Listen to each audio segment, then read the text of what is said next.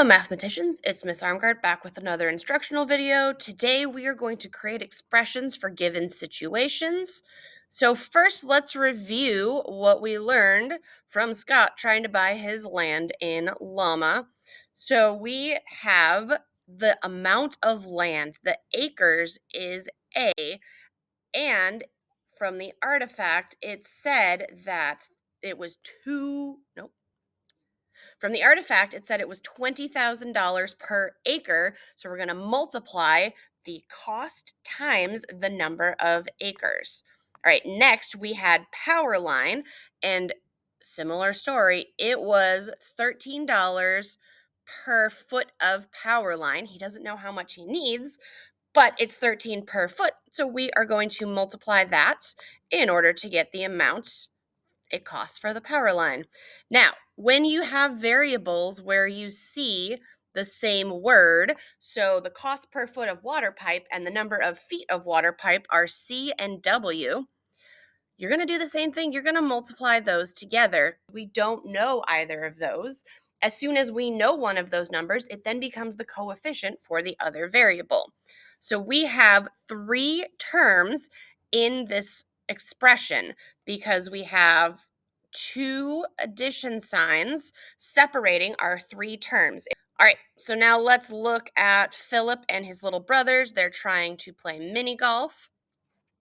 Philip is 16 and his two little brothers are 7 and 10. So if you are older than 10, it costs per hour. And if you're under 10, it's a flat fee of $4.50. So first we need to define our variables. So remember, the dependent variable, it depends. It changes with the independent. It's the thing that we probably don't know. So the independent variable here is Philip costs $6 per hour, and his brothers are $4.50 per number of people, P for people. Now, our dependent variable, what's going to depend on that is our total cost. So how much does Philip have to pay for this game of golf? So dependent variable is usually a total, a charge, a cost, an amount. So when you're solving these type of problems, think about what is going to change based on the information in the problem. So are there any other costs? No, it doesn't mention any rental cost, doesn't mention anything like that. So now let's define our terms. And remember, terms are what are separated by our plus or minus. So look back up to your variables. Our first term will be the 6 hour, $6 per hour. Then we are going to add them together. We're looking for a total cost. And then we have $4.50 per person, P. So we have two terms in this expression. Now, in this case, we have an equal sign. We're going to make it an equation because we are looking for the total cost of this game of golf. So now we go back and say, okay, for our terms, do we know any of these variables? And we do. We know these variables. We know that P is 2 because he's got two brothers, and it doesn't say how long, so we can make H anything we want. Let's make H 1 hour. How much does it cost for 1 hour? Because then we can scale up from there. So just like we've done in our previous units, now we just substitute those variables in and solve to see what the total cost will be. So this becomes 6 times 1 plus 450 times 2 equals the total cost. So we end up with 6 plus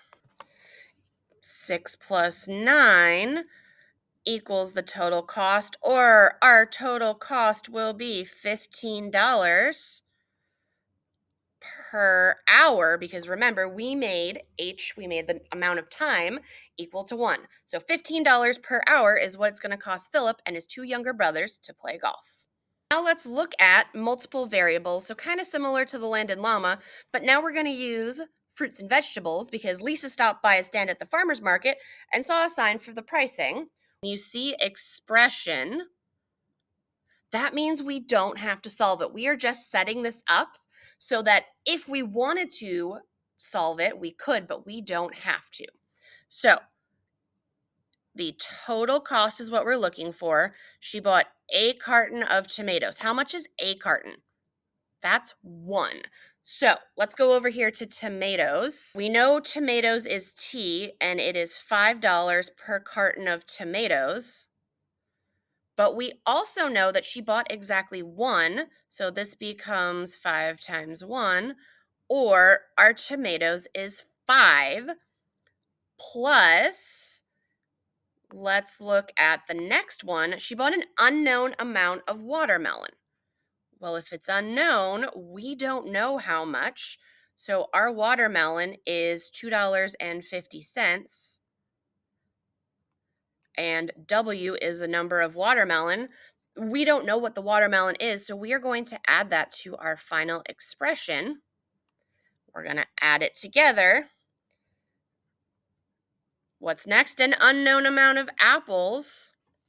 So just like the watermelon, our apples are going to have our dollar amount and our variable, and we are going to add that to the last one on here is 6 cucumbers. So cucumbers are 2 for $1. Okay. So there are a couple ways that you could write this out. I'm going to write it as 50 cents times the number of cucumbers,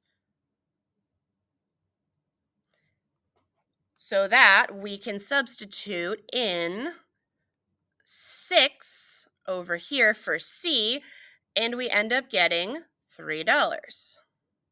I'm going to look at my expression and say, is there anything in here that I can combine, that I can simplify? Because as mathematicians, we are always looking to simplify. And indeed, we have $5 and we have $3 that we can combine. We don't have to separate them out. So our final expression becomes $2.50 times W plus $3 times A plus $9, because 5 plus 3 is 9. So the final expression is here because the amount of tomatoes and cucumbers won't change. We know that amount, but we don't know the watermelon or the apples. All right, folks, make sure you have answered all of the questions in the formative. And given your example down here, I am Miss Armgart saying happy solving.